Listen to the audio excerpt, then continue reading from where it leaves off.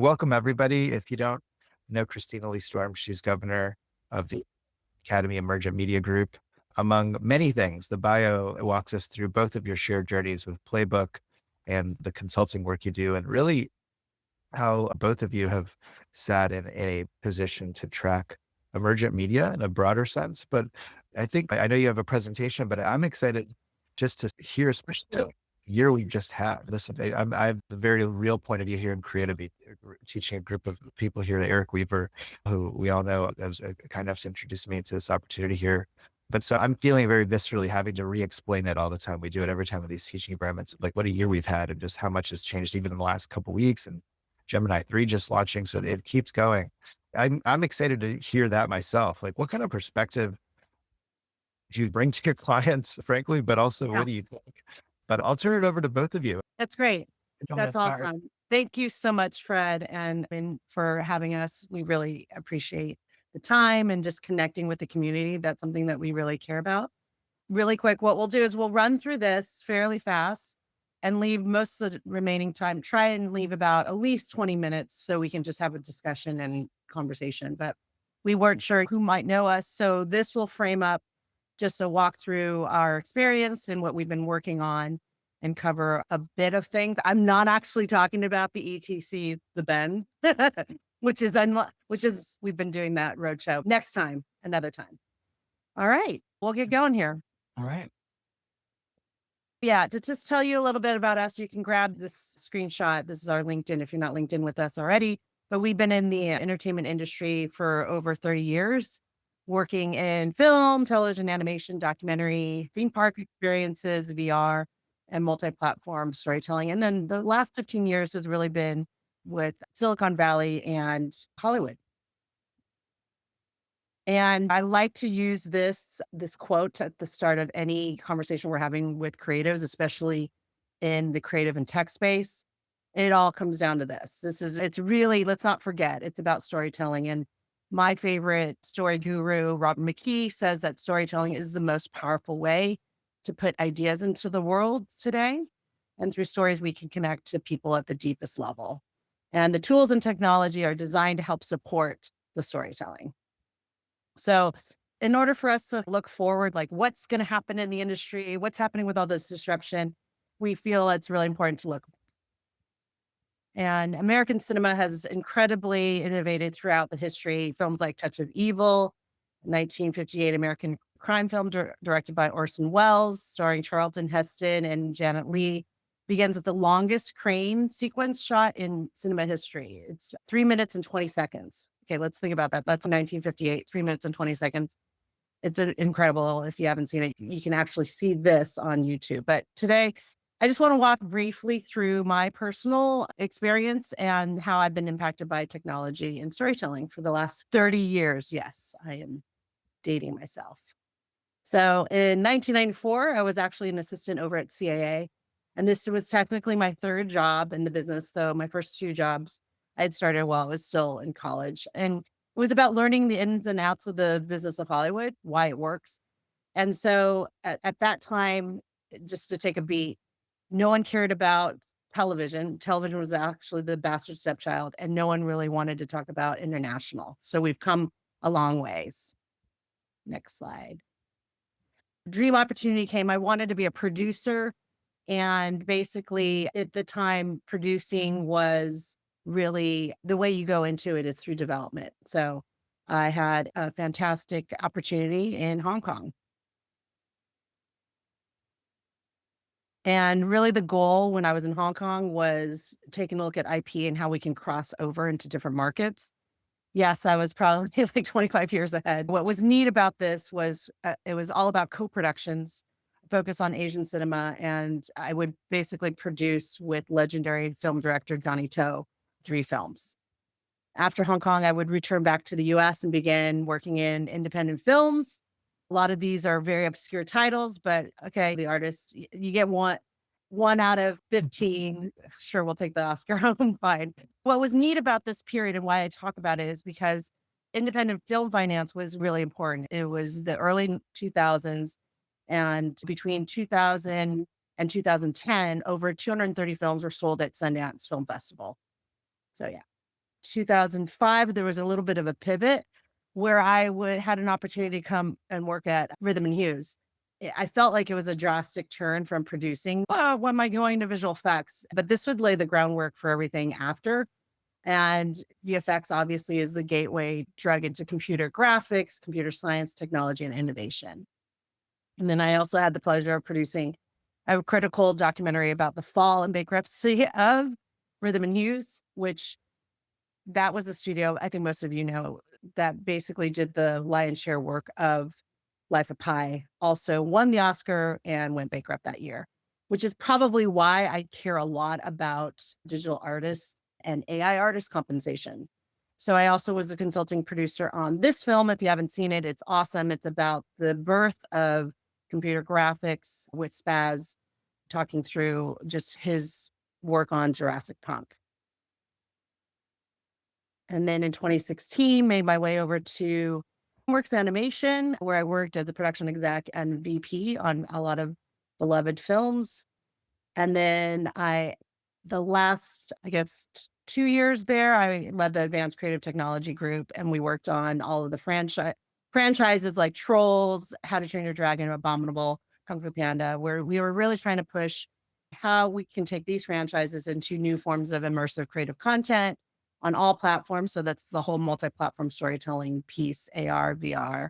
Really got into, we basically played with all the tools that weren't proprietary. And that's probably the start of then going to Netflix, where in 2020 joined Netflix and later became head of virtual production UCAN, and was in charge of all of the virtual production for film series and scripted documentaries, ancillary content. We worked with Eyeline as well on a bunch of different things. And of course, 1899 is still such an amazing project done during COVID and built a really great virtual production stage there. I also had the honor of building a huge stage over in Vancouver alongside with Pixelmendo for Avatar: The Last Airbender. And our teams, we really try to push the boundaries on technology, working with filmmakers, onboarding filmmakers, and just really trying to test some things out, very Netflix styles, like iteration, fast iteration. I guess over to me. Hi, everyone. I don't know if I have any fellow Bostonians on this Google Meet, but normally one or two sneak in. I am from the East Coast, started my career in my home city of Boston, working a lot with these three lads, which I think proves that I'm probably a Gen Xer by just counting Ben, Mark, and Matt as three people I worked a lot with. And my first job worked in TV commercials, music videos, mostly Dunkin' Donuts, TJ Maxx, Fidelity, Volkswagen. I was part of all of those. I then moved to New York to work at the commercial division and launch the commercial division of this company called Soundtrack. So I got to work on the music side of the business. A pivotal moment for me came when I was introduced to James Caan, and he brought me to Los Angeles, which, yes, I have a lot of amazing stories. And you may know him from things like The Godfather or Elf, depending on who you're talking to. People either don't know The Godfather and only know Elf. Very funny. But it was amazing. I worked for 4 years with him. We did 10 films together. And one of the great films we worked on was The Yards with James Gray and Way of the Gun, which was Christopher McQuarrie's directorial debut. Eventually, I launched my own production company called Trio Films with two partners and continued my work in branded and commercial storytelling, and also creating and producing documentaries, series, and films. And as Christina pointed out, this was the early 2000s. So it was definitely the time where crossing those lines was very forward thinking, right? You either did this or that. So it was an exciting time. And Christina and I both talk a lot about community, and this will come up later as well, but why the networking community is so important in your career. When I was at this production company called Gartner, I was very lucky to work with two up-and-coming directors, one being Ted Melfi, who went on to write and direct incredible movies like St. Vincent and Hidden Figures, and then Dan Trachtenberg, who I helped him do his short Portal, and he's now that actually got him 10 Cloverfields. That was the pitch piece that they showed, and he just has his new Badlands that just has come out, and I have not seen it yet, but it's supposed to be incredible. Both lovely people.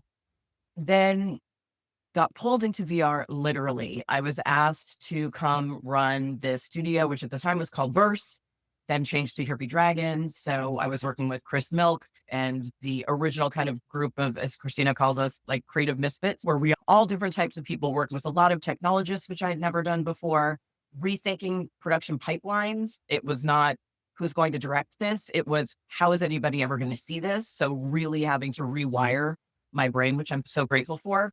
One of the first meetings I had was with Catherine Bigelow, convincing her to do a documentary, which we then took on to Tribeca.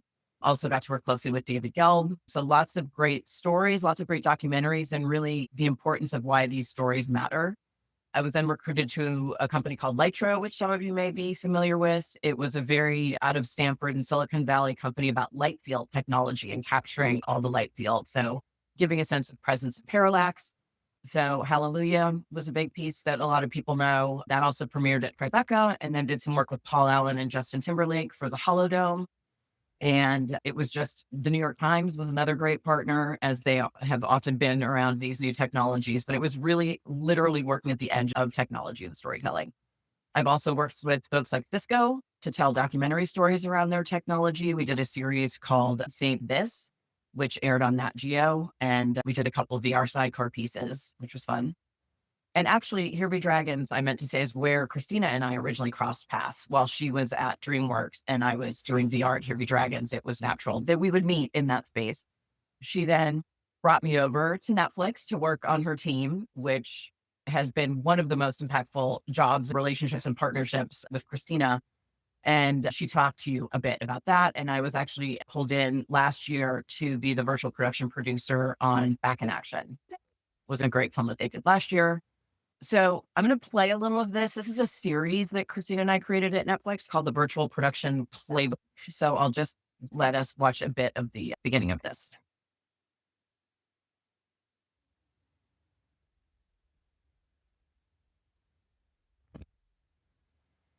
In order to understand why we would choose virtual production, let's first take a look at exactly what virtual production is.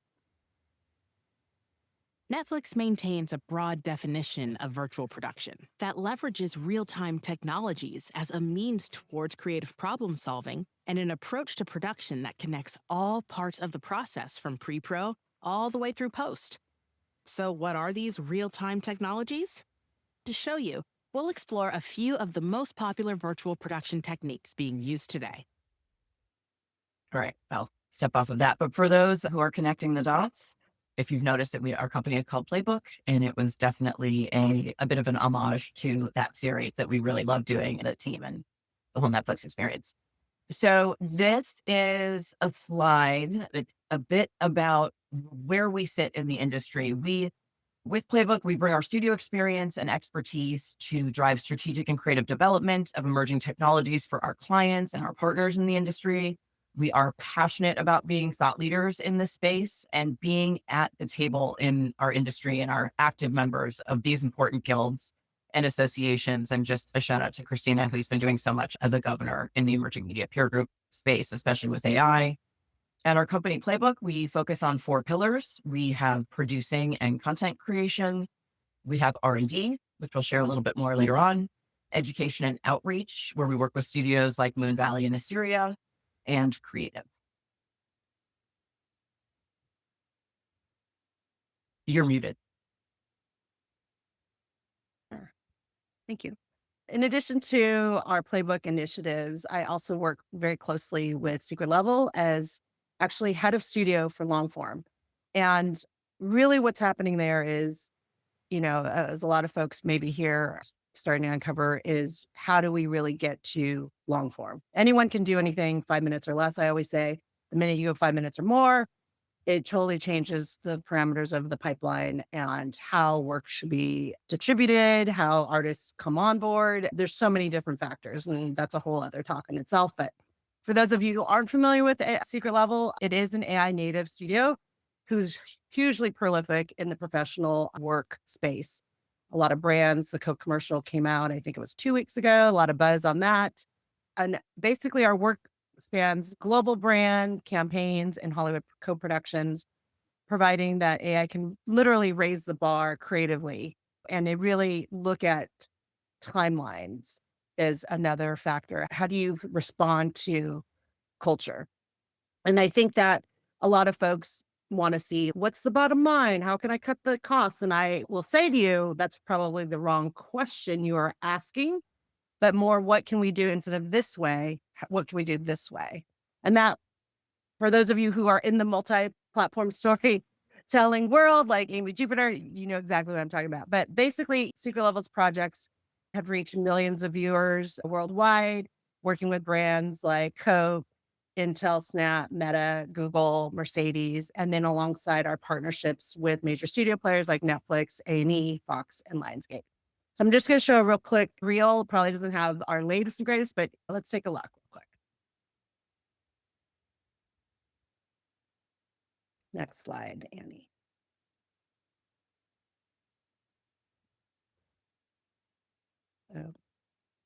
Oh, you're on mute, by the way. Yes, it has suddenly stopped advancing. I'm not quite sure why. Maybe open it up and come back in. I'll say you're very professional leaders, just getting audio and video to play so smoothly. Yeah, I was telling her. You could do maybe a double arrow right there. That's what I was doing. So I'm gonna just do this, and I'm gonna do this, and let's see what happens. It worked at our run through. We always do ye old unplug and plug back in. Yeah. Boy, it does. There we go. Let's see. Okay. Yeah. All right. I'm feeling good about this. Are we ready? Is audio playing? Yeah.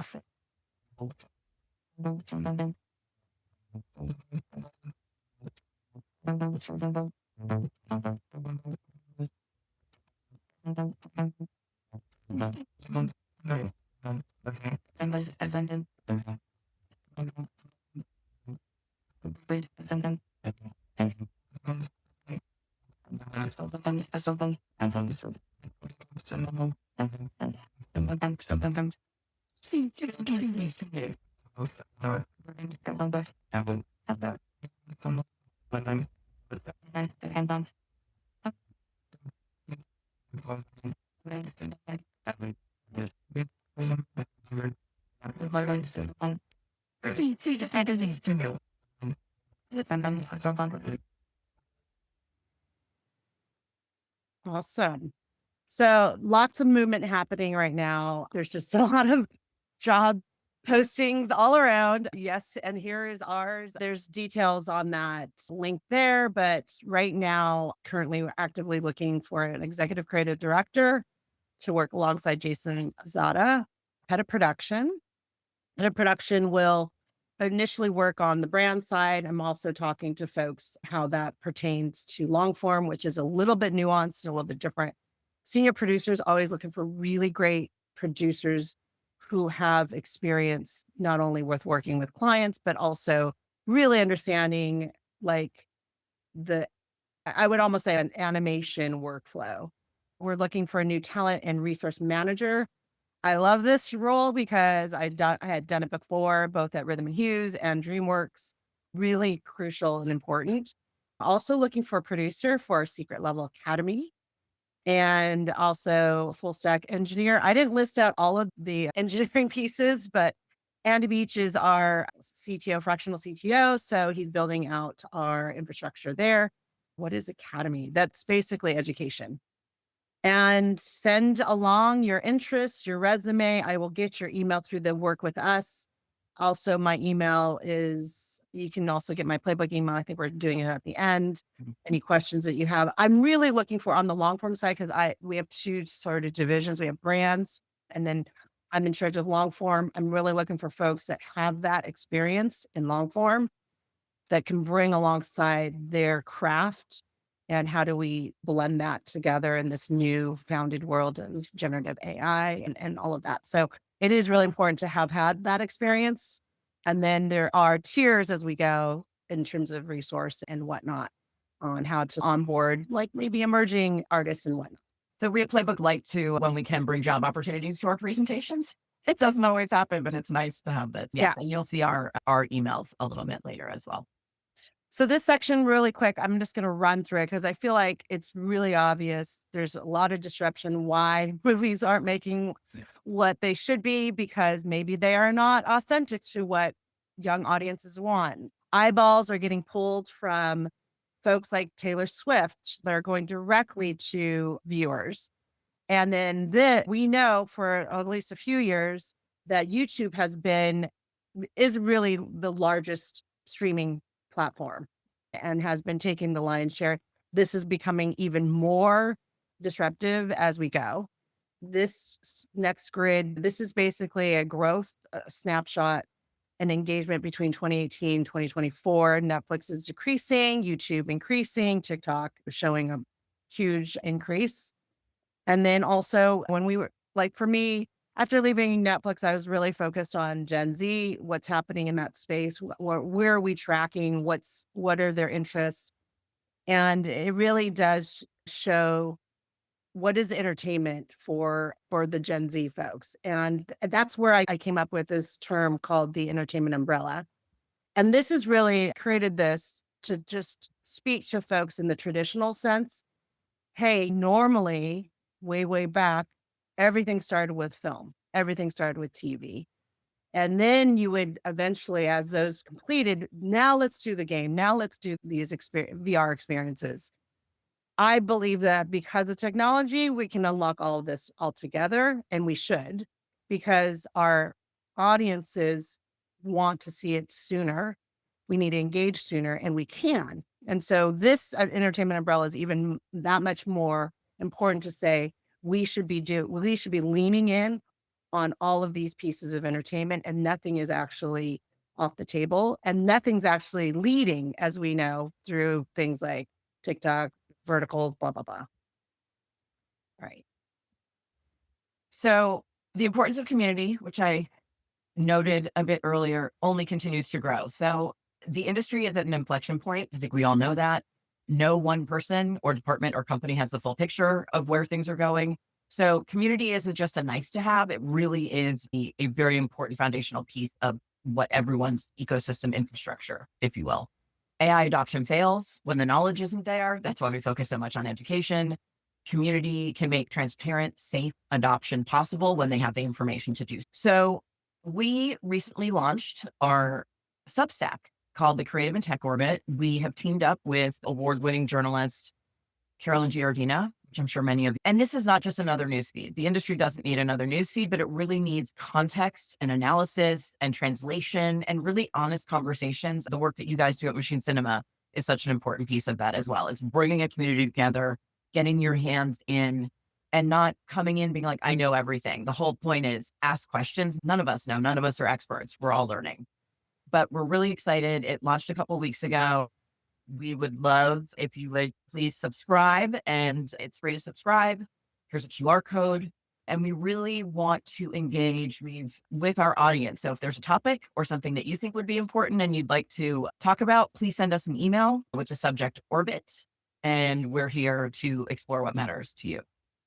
So I'll leave that up for a minute. And I expect to have 46 new. And Carolyn she's at, oh gosh, Camera Image.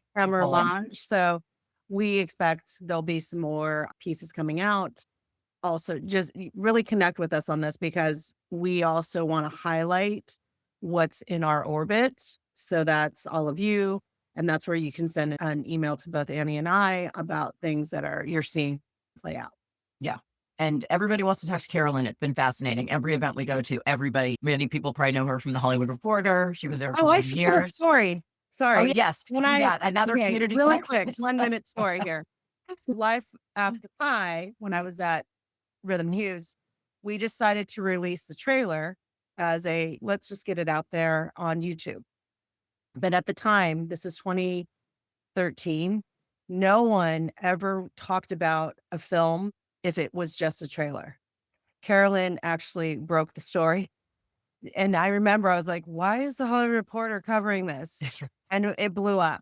And so it's funny because over the years we see each other or not, but lately, most recently, the last few years, I talked about that with her. I go, you blew it up. And so it's really neat, full circle, that we get to partner with her and work with her because she is instrumental. She's been covering entertainment and tech for decades. So we are just really fortunate that we get to partner with her and really get more information out, like really good information that's just not just headlines, but like in depth. So, And a quick shout out to her because she is on her own, not even just a journalist, but she just became a SMPTE fellow this year. Very exciting. She's completely in the community as well. okay. Next up, I want to take a minute to just talk about responsible AI and production standards. As the governor for the Television Academy, Emerging Media Program and Peer Group, we are leading a lot in the space of responsible AI. So I lead the working group that is the Responsible AI and Production Standards group, and that sits underneath the Innovation Advisory Committee that's led by my co-governor, Eric Shamlin.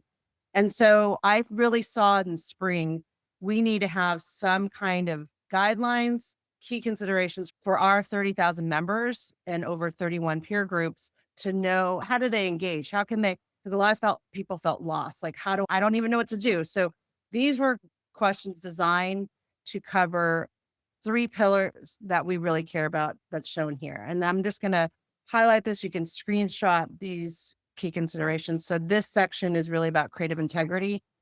And anyone who is a Television Academy member coming onto a project before using generative AI should ask these questions. And what's great is I'm seeing it play out. I'm seeing folks like in different conversations ask these questions. So this is really important to us.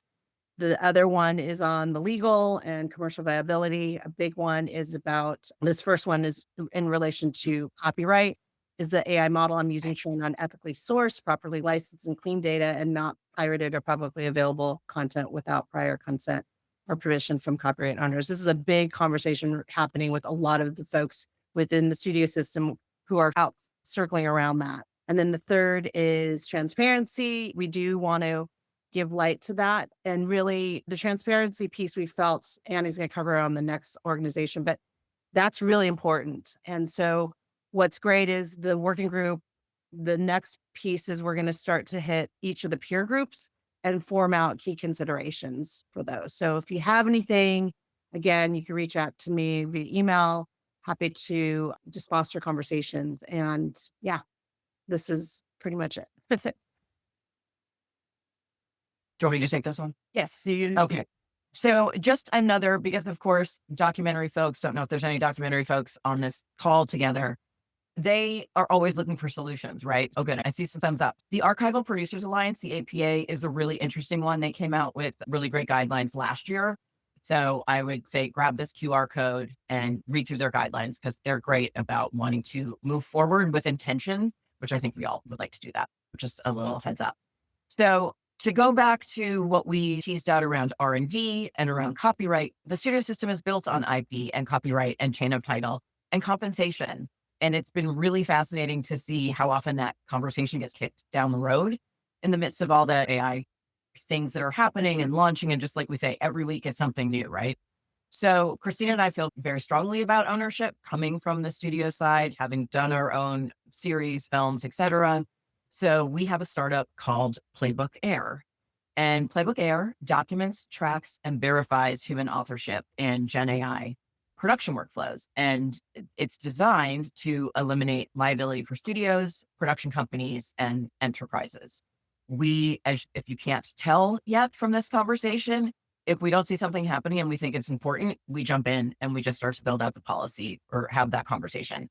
So our mission is really to protect creative ownership in this age of AI, especially as AI is becoming more of that production pipeline. We want to make copyright submission easy and automated because that's often a speed bump for people. As all of that is changing, we want to be the place that you can go to. And we are about to go for funding. So if there are any VCs on the call here, please feel free to reach out. We'd love to talk to you, but we're really excited. We've been doing some R&D on some projects and there's been a lot of great feedback and attention. And we're just really excited about what's next with that.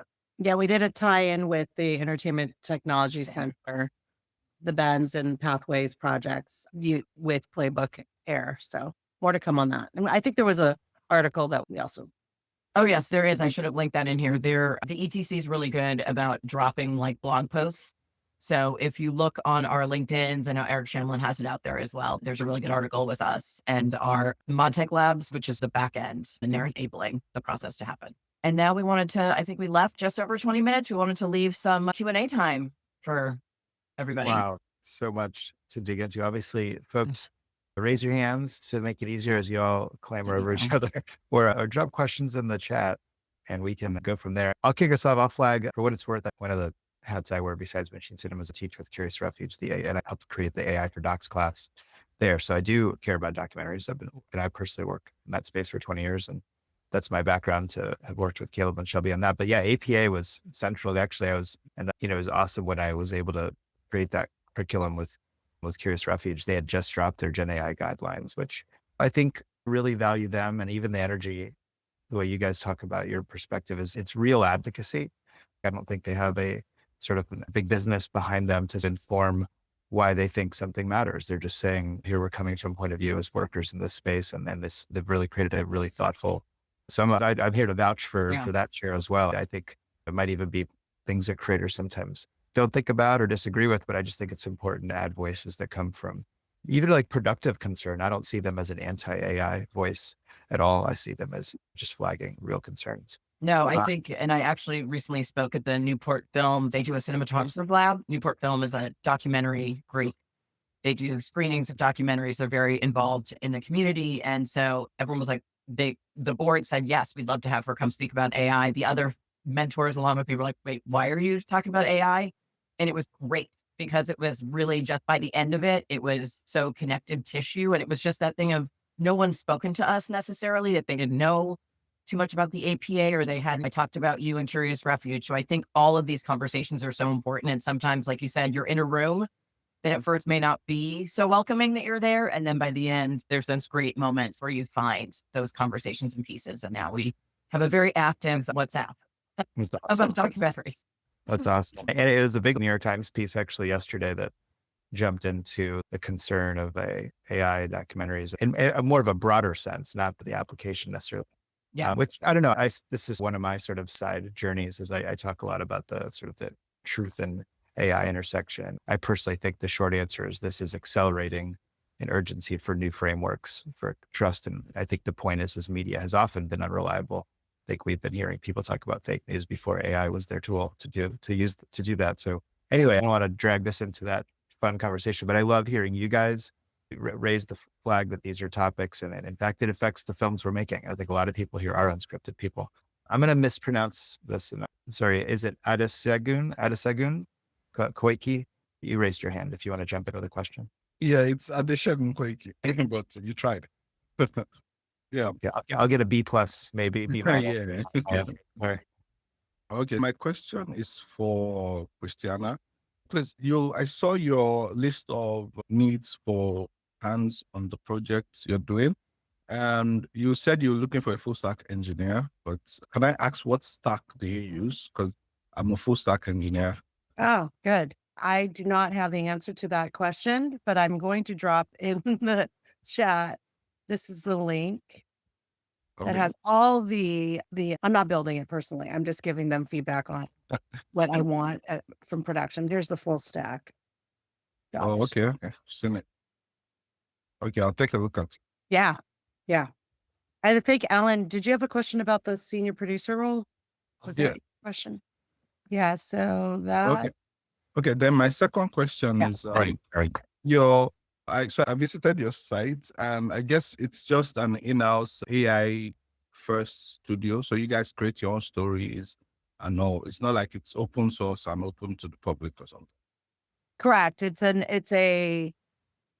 its own AI native studio, both working with a lot of the brands, as well as working on independent and original title content, and stories. Okay. But we work with over 150 different AI artists from around the world, or we have a list of those folks. We're always looking for new talent in the AI artist space. And then there's a few more leadership roles that were on that slide that I showed, and I linked out on that secret level job post. So yeah, Okay. Thank you very much. sure. Thank you, Alan, Christine. Yeah. Sorry. go ahead. Thank you. And I'm looking now at the job listing that you put there. So it does partially answer the question I have, but I guess in real life, I don't know from what you've seen so far at a place like Secret Level, it's got to be different. The idea of a traditional producer just jumping into this AI space. What are you seeing that's different in the roles? What is really happening? How the budget's different? How are the schedules different? How are the teams different? If I were to go and apply for the job and perhaps get it, what would I be walking into? Yeah. I'd love to get context on a traditional producer. Personally, I come from unscripted documentary. This is like cable network type of thing, Discovery Channel, History Channel, A&E, ABC News, true crime stuff, Sundance Channel, like lots of those cable type background is what I have. And then I'm not sure what's being made in that space in AI. I'm sure it's definitely scalable documentary, be creation, stuff like that, I'm sure. But the workflow and the teamwork and how it's all structured is something that's a little bit opaque to me. So perhaps expound. Yeah. So in all of those examples that you gave on a traditional sense, there's a lot of physical production.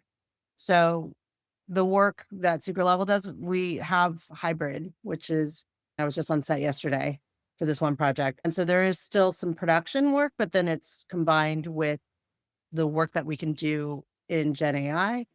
I would say like foundationally, the concept of the work is much more akin to animation, like an animation pipeline and an animation workflow. So that's why we also are looking for folks that have that experience or have that experience in CG, VFX, where you are working with artists, digital artists, to basically, the general idea is you're working with artists to create the imagery, the outputs, and you go through the process. It really depends on what the project is. We'll have a little bit more focus on certain things versus others. And so with brand side, it could just be, and I don't want to speak to the brands because that's my counterparts work, but in that space, it's like concept, it's like coming up with the ideas. On the long form side, it's really if we're going to actually do something that's recreate, what is that? What is the partner studio wanting, and how are our deliverables to that? And then it's just really creating schedule, budget to match with those things that are being requested. A lot of the work that is being done on the animation side is really like, how do we want to work through animation and seeing how roles are slightly adjusted?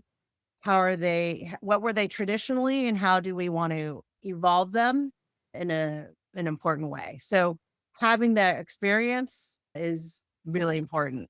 Yeah. Hopefully that answers your question. Yeah. Awesome. Thank you. I appreciate it. Yeah. Are you saying this QR code isn't working?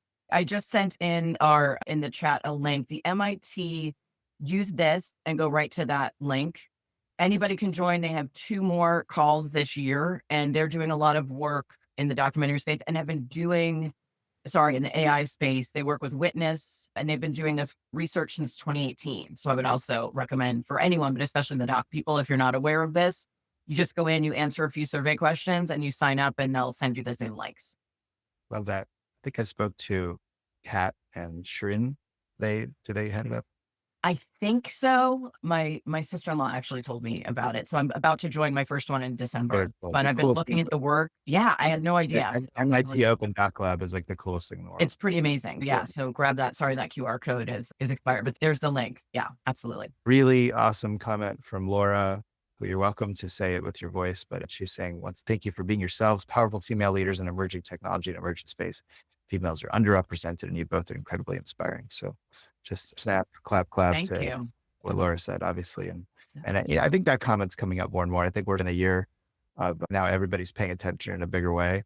And I think we're seeing the stages, and here I am contributing to the imbalance, but I'm just saying it's awesome to have you both here. And thank you for that as well, and giving us more things to think about from more different points of view. Christine, you had your hand raised up. Hi, thanks, Fred. And hello. I just wanted to say hi because I have applied for the senior producer and I think the executive producer role as well. I think of myself as an intersectional producer. I started in music video and commercials and moved into visual effects and DI. I've been an executive producer for DI at Light Iron, and then I've also done a lot of branded content. So I just wanted to say, just wanted to introduce myself in person so you can put a face to my resume and my application. So thanks. Awesome. But Christina, I've met you at a PGA event before, and Annie, I've also worked with Artist Equity, your Boston boys. And, Excellent. so anyway, Thank you for introducing yourself. yeah, and just Thank you. also want to really give a big shout out to Fred for creating this incredible community. Having come from legacy of filmmaking and stepping into the AI creating world, it's just been such a warm and welcoming and fun experience, like really setting that tone of play and fun. I have so appreciated. Obviously, I do whatever Men tells me to do, including you.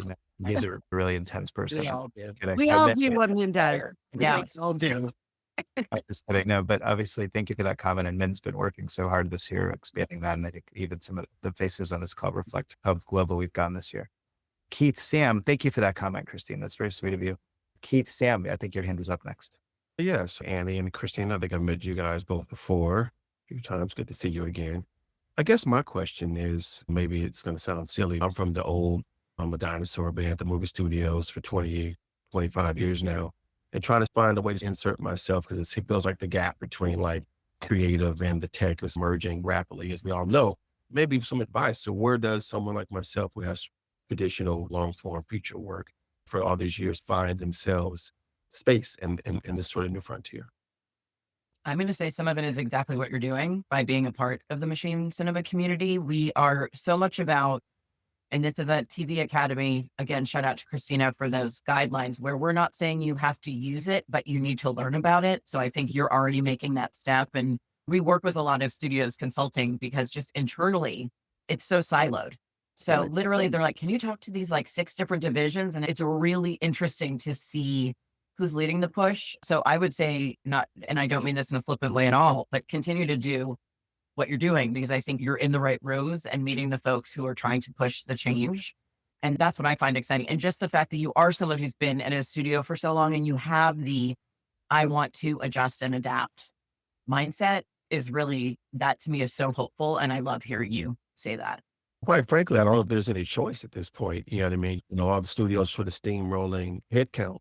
And things are getting to a place where some folks either have to adapt or go work someplace else, do something different. And I'm at that sort of stage of my career after all this time, like make the pivot and find myself back into the space. I'm not a really technical person. I've been a project manager my whole life. I think we all talked before when we met in the past. So it's now trying to find that. Like I'm looking at your senior producer job. I'm like, I could probably do all that stuff, but how competitive am I against other candidates in that same space right now? And that's my concern.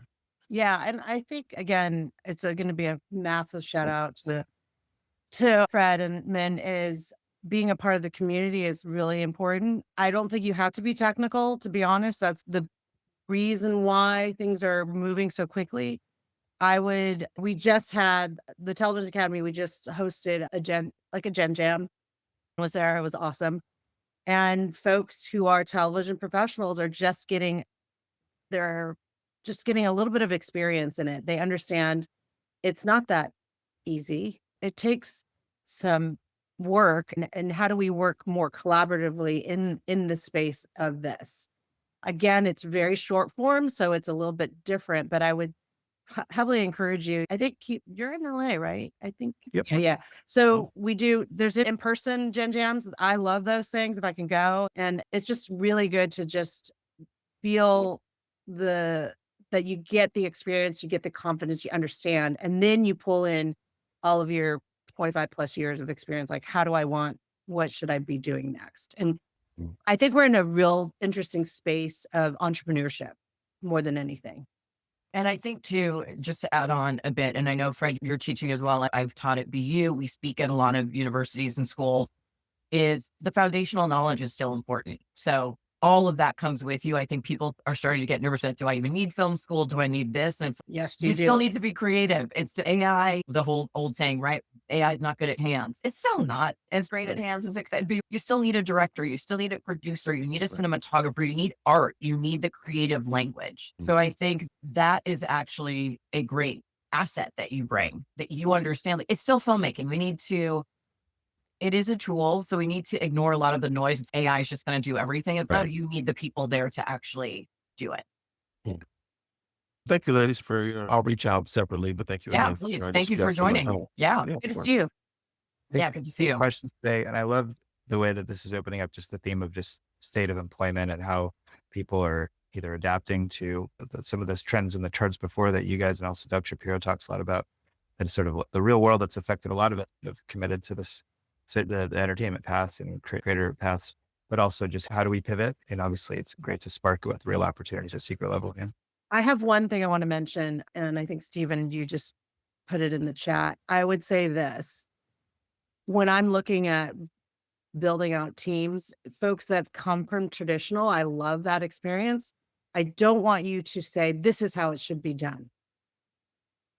It's a new place of like collaboration. So it's like you have your experience, you take that and you pull all of that info into, here's how the approach may be. Every AI studio is going to approach it differently, but especially for Secret Level, we want to look, we approach it AI first, and then how do we pull in the other pieces to it. We also look with discerning eye. I will look at something and be like, that should not be, just do it traditionally. We have amazing VFX pipelines that still exist. There's no reason why it shouldn't be done that way. So I think for those that come from traditional, I don't want like putting it like, this is how we've done it before, this is how we should do it, is not the right approach. And it's really looking at everything in a more holistic way. And Scott, I see your note. I agree. You put a note that you need to show you're agile and scrappy. And I think we need to rewire. I mean, I had to do this. Christina had to do this, especially during VR, where you have to be in a learning phase, not in a knowing phase, right? We all have to be more comfortable, and we've been led not to be comfortable with saying, I don't know, and asking more questions and maybe trying something and not having it work out, but learning from it. So I really think embrace that learning mindset, because it will help. Yeah, it's definitely an environment of, we don't know, and you get a thrill out of that versus utter fear. Then you're in the right space. It's like, oh, we don't know. Okay, let's figure out how to do this. Let's pull in the right brain trust. Let's start to iterate. So I think that's the exciting piece of it. For those that like, oh, I don't know, and I want it to be like all these laid out, that's probably, you might want to take a beat before, because we're still like building the runway as the plane is taking off. And I will say, when I bumped into Christina at a Television Academy event, when she said, hey, I'm actually looking for someone from my team and it's virtual production, all this, I'm like, oh, I have no idea. I don't know how to do that. And she's like, nobody does.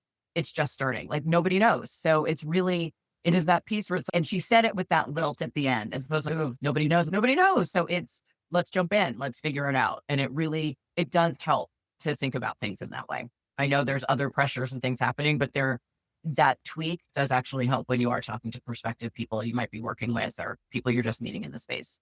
Yeah. It's a very Socratic that the more you know, the more you don't know. But I think that I actually encourage that point of view when I talk to people, that in fact, that's actually the opportunity, is that first of all, nobody knows, because a lot of this stuff's very new and there's no like somebody's done this before feeling necessarily. And also, especially as we look at this year ahead, that's really starting to explode with vibe coding, and Gemini 3 just seem to really expand further. Sometimes the solutions and the things that are still coming are going to come because a new person has a point of view on it.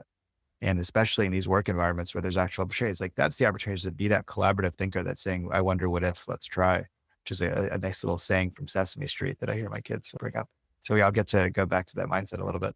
So many questions today. I'm going to go next to Michelle Lynn, who's been patiently waiting.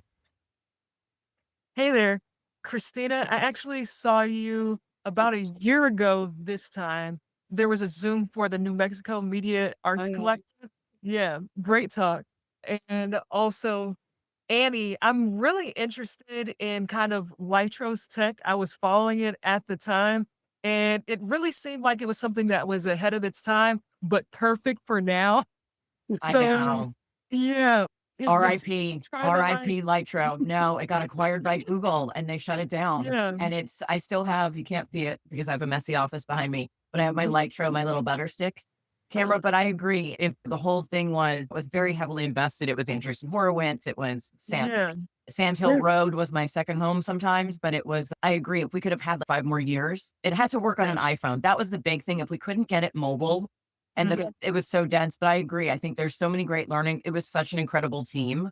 Yeah. And yeah, There's something I coming agree. out, Michelle. I had to sign an NDA, but there's Mm. some camera tracking stuff coming out that is tied to the Leica tech.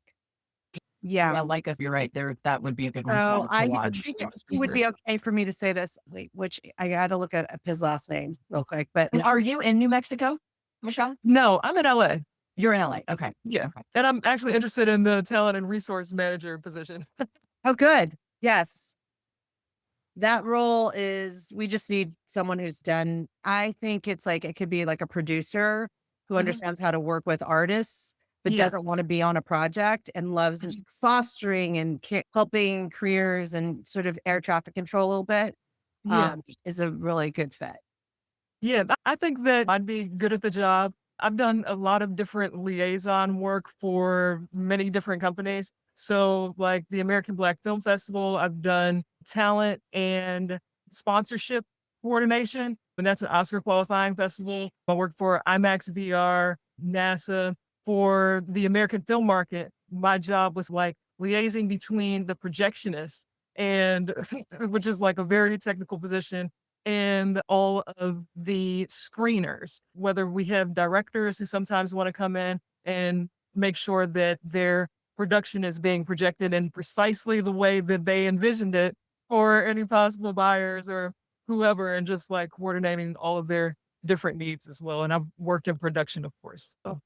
Anyone who's planning on applying, send your resume to the work with us, but then mention I was on the Machine Cinema meetup and talk to Christina. Because next week come through. I see them all come through, but it would be great to just know. Yeah. Please apply. Awesome. Thank you. Thanks, Michelle. Adam Muchler, you had your hand up. Yeah, I've got a question about what you guys are seeing across sort of the IP ownership stake that creators are able to actually carve out. Because I've been circling a microdrama pilot series for some AI native microdrama stuff. And based on execs out of Netflix, what Real Shorts is doing, it's a work for hire situation.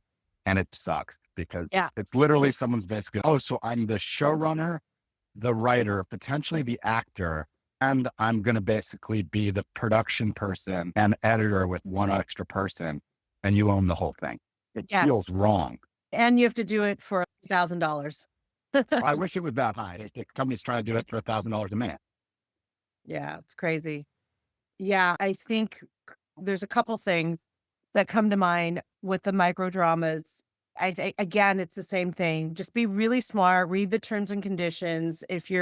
Even if you're working with a lot of folks are now working directly with the platforms, you don't have any ownership to it. There are no things laid out because it's Wild Wild West sort of thing. And so again, some people are like, cool, I don't care. I don't care about my IP. I don't care about any of that. Then by all means, if they want to do that, they can. I think there's the piece on that.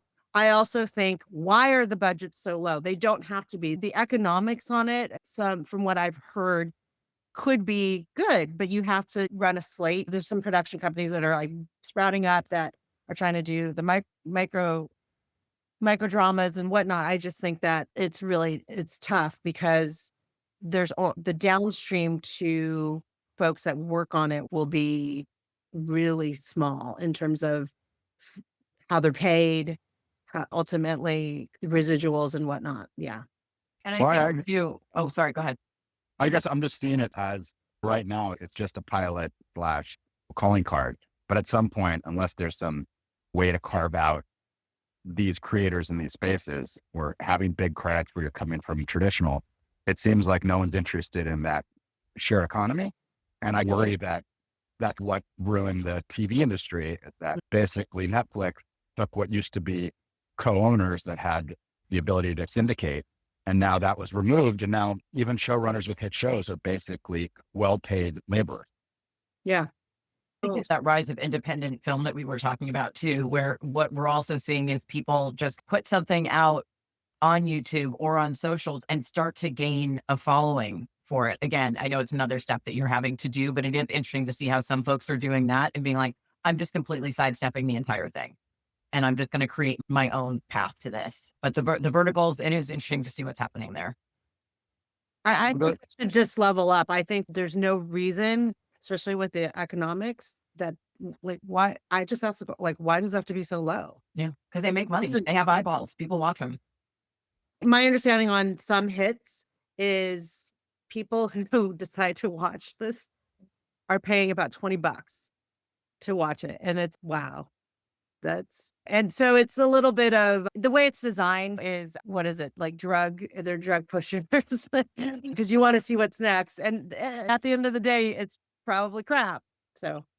Although, are you seeing I feel like I'm seeing an opportunity. Like right now, it's people have this narrow lens that the only thing that can work is female psychology, 50 Shades of Grey meets a Hallmark movie. And I just find that like experiments with AI, the big swings you could take on world building, that I can't imagine that there's not a wider demographic and not such a narrow band of psychological reason that people watch these that can also succeed. Are there any companies taking sort of bets that are outside that small window in the microdrama space? The reason why right now it is the current genres is because most of the folks on those platforms are women, and they were the ones driving that for the last few years. So it's not until it's go to the audience. The earlier slides that we showed. It's who's your audience? What do they want? So I think it's getting a little bit more data on like what are the demos right now on those platforms, and would they be interested in that type of content? So Thank you, guys. yeah, great question. Great. I love the range of things we're exploring today. And not surprising given what I think you guys magnetize and everything you've done. I'll throw in one quick question that I think is what I was hoping to hear from all of you is, I think given the very literal narrative here and just the scope of relating to emergent media and then the work you do at the TV Academy and just how many chapters you've seen in this world, the world of VFX, that I think some of us, especially like unscripted people that are on this call, but I don't know, a lot of us have just worked in entertainment, but there's always been this VFX business, or that over there, those Pixar people or those people that are exploring how to make Mandalorian. There is a sudden moment that all of us are in some ways associated with VFX type tools. And I guess just given that scope of those rises and falls, and frankly, the VFX has been through a lot. I think a lot of the headlines from the last couple of years, and I don't know if they're directly related to AI, but they can't be extricated, have been businesses going away because they're having trouble sustaining their shops, all the hardware they bought in and just the margins. What is your sense of how this wave of VFX is a decentralization effect? This is giving people more access to it. Is there any perspective, maybe it's specifically drawn to what the work you're doing with Secret Level, but I wonder if you're noticing this, like, what is this really doing to the sense of opportunity that this new wave of creative technology is really bringing it? And we're hearing, obviously, the questions right now. Everybody's very curious about specific job opportunities. Do you see a broader pattern that's worth learning from the past happening in real time? Or are we in that fog of learning? We come back to that theme too of learning. Yeah, I'm very opinionated as it comes to Gen AI and whatever, like downstream to VFX. We already know how that's going to play out.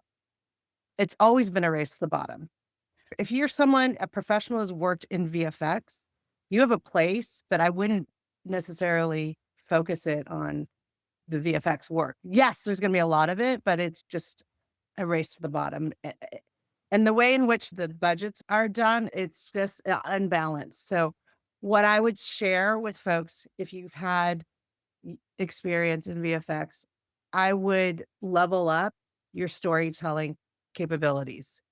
And you have the base of working through these tools and level up your storytelling. Like still today, there's one AI short that stands out to me, and it still stands out. And it was done so smartly, but the person came from Funny or Die.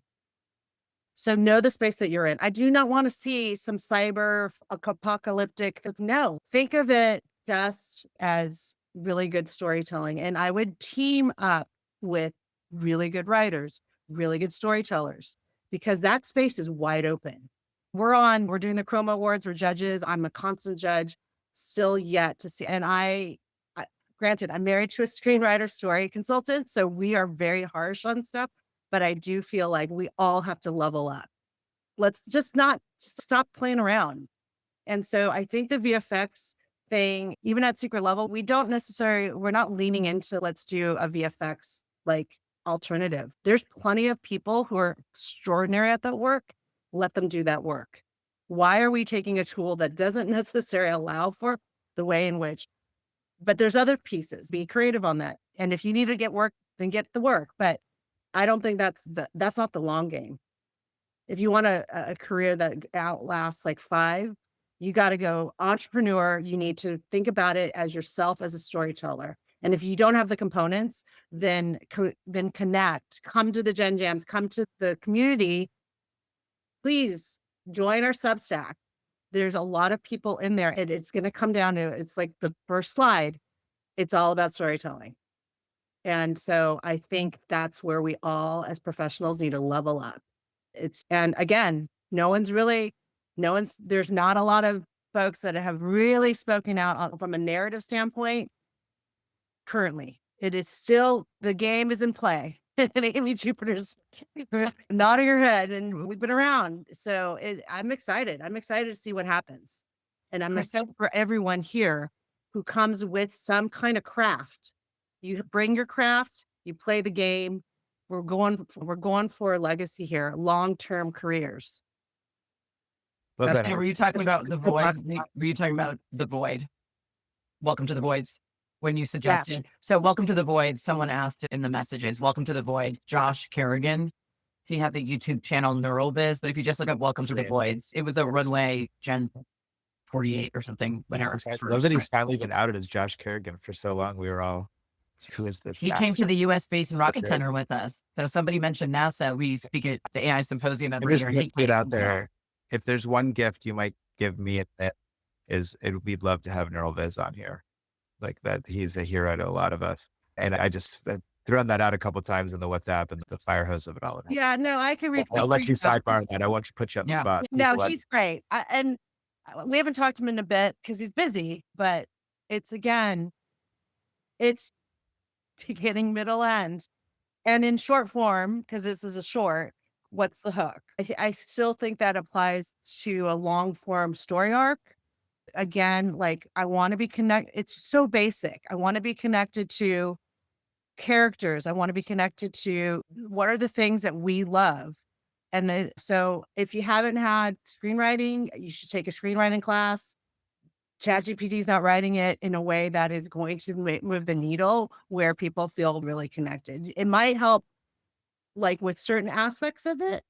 Great as a writer's assistant researcher, you have to know what are the stories that are going to really resonate with my audience and who is my audience and who, and defining those things. So amazing. We're pretty close to time. And I wasn't sure if you guys had I don't know if are you guys okay on time right now? We're okay because Amy Jupiter has her hand up and Amy's next. No question there. I'm being respectful of you guys.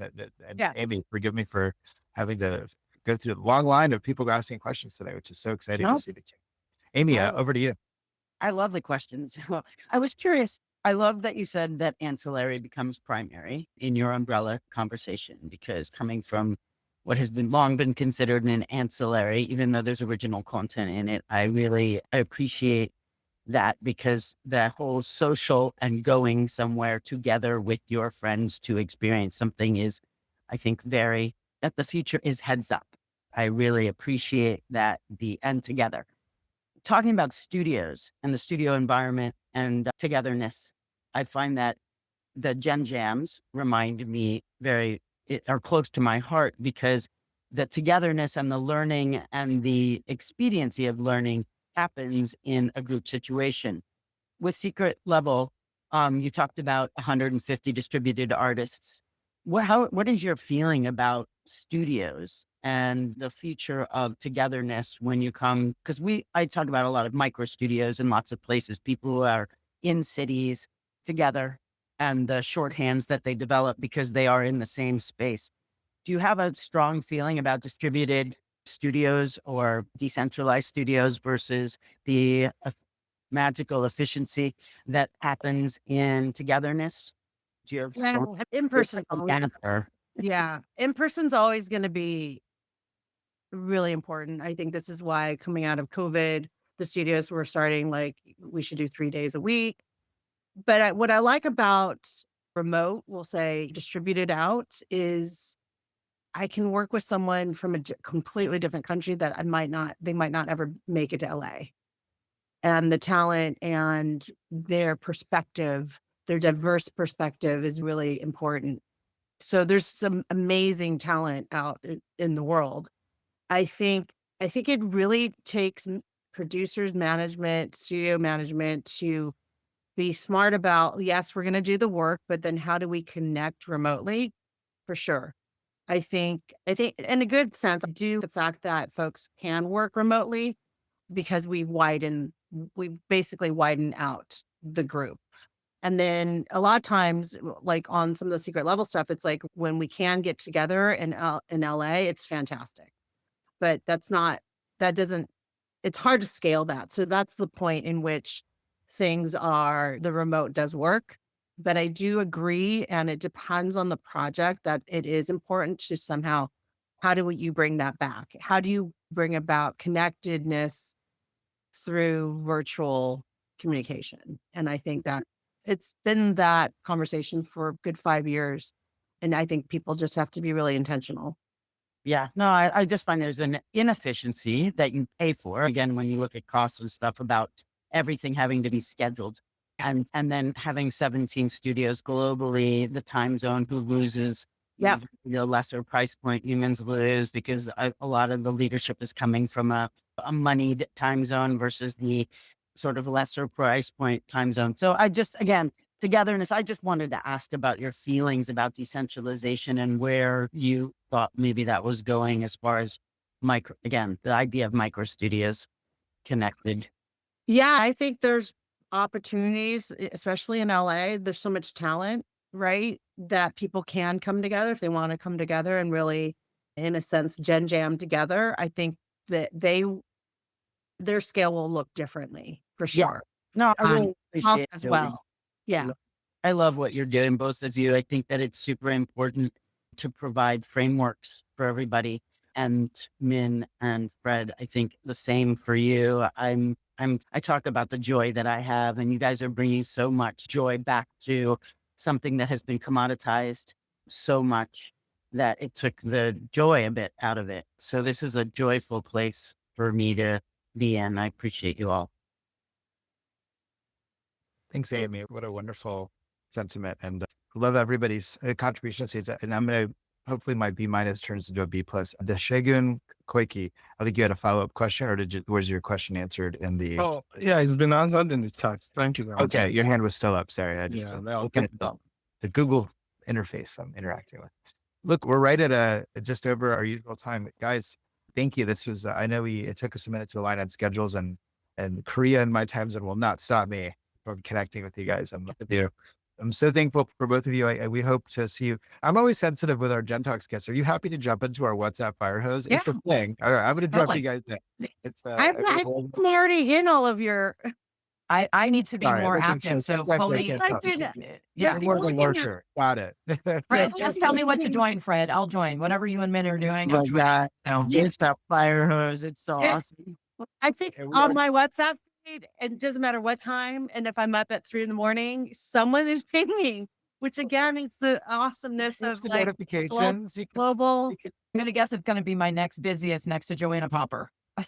Yeah, like that's the Back. best. It has a whole other WhatsApp. If I can ask one last thing, if I can put you guys in an advisory role for a second, because you mentioned community in your deck, and obviously it's funny to me. There's some of these words that just come up a lot, like storytelling. And you guys really put a finer point. What does that really mean? We always say, "Oh, storytelling is important," but you did a great job of pushing that and what it means to you.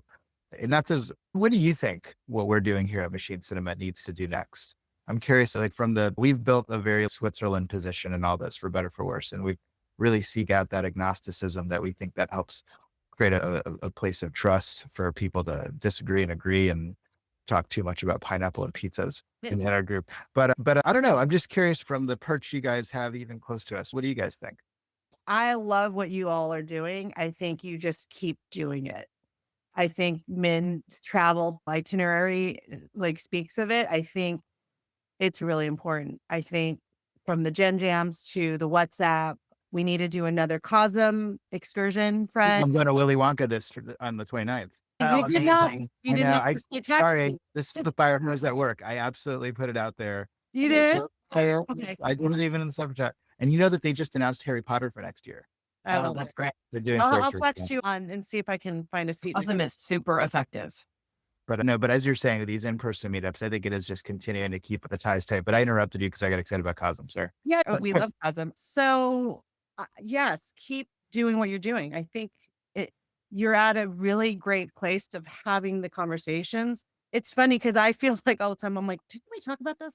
But it's 7 times, right? It's like you have to communicate 7 times over. So for you all, it's like you got to circle around the globe 7 times and then you get that adoption. But I feel like what you all are doing is so important. And it is really important to stay agnostic because that way anyone can really join, anyone can be a part of the community. So you guys are doing a great job. Okay, Yeah. so we just got to keep our instincts. What about you, Annie? And I think even just from the ones that I've done with you in person and then the TV Academy one, I think I love how you have your dashboard where people can just sign in through that, because I think that's also a point where we're talking about copyright and all these different platforms. And then suddenly people are downloading and agreeing to terms without reading them. So they're doing exactly the opposite of what we just suggested that they do. So I love how you guys have created a safer space there. We also talk about you a lot when we're talking to studios as if they want a place to go and play, you guys are a great option for that. And we actually have some things that at some point we should talk about more specifically, because I think you are allowing people to step in and not be like, oh, I can't do this because I signed this with my company. Nope, this is a safe, agnostic place. We have to have them. Yeah. Was it Monday nights? Television Academy Gen Jam. That was our second one. And it was like the feedback. I think I was in the meeting with you guys. It was like, it needs to be more fun, right? Because like professionals it was great at the end. Everyone was jumping in. It was like, okay, we have a bunch of producers in here, but it's people need to just have fun. For one, we just need to have more fun. 2, we just need to play with the tools and just feel comfortable in it. And I think hands down, that is what you provide. And that is what is necessary and needed. Amazing. No, I appreciate that sentiment too. And I know Min does that. Min puts a lot of thought into the way we keep things playful. And I feel it as, and I think a lot of people can relate to what going into the beginning of the pullback on a lot of the industry. I felt it a lot in the work I was doing, that there was the lack of joy. A lot of stuff was like, will it sell or not? It was very much measured and thumbs up and thumbs down from the dear leaders of the streamers. Anyway, there's just a lot of us got into this business because it was joyful. It was fun to make stuff. And I think it got to a point and I feel that at our events, and I hear that feedback from people that are there for the first, second, third time, is like, they're just having fun again. They're just enjoying being together and making things. So thank you for hearing what we're putting out. And on that sounds like the feedback is good. We do have a lot of ideas for what we're trying to do in what we call season 3. With season 1 was when we just first figured out that backyards and laptops led to things, and Min really had this initial vision that started at a first living room with our friend Suki. And then this last year has just been one about expansion and just riding this wave of interest. And we're open to feedback from everybody on what next year's going to be. We have a lot of ideas, as you can imagine. But anyway, thankful for the feedback. I'll let you guys go back to being non-advisors, but you're always welcome to get feedback. But I hope everybody has an amazing day. And thank you for joining us, guys. We're going to do a recording. We'll share the notes and please forward me all the links that I think a lot of them came up in the chat. But Christina and Annie, if there's things you want me to push out, I'll make that as part of what we share out. Yeah. Thank you again, Fredman. We really appreciate being invited. And so great to just be connected with everyone. Great questions. We look forward to continuing the conversation with all of you. Yeah. Thanks for showing up. We're excited. Yeah, you guys are awesome. Thank you so much. You brought us joy today. Thank you, Amy Jo, and everybody else. We appreciate it. All right. Appreciate you all. Bye.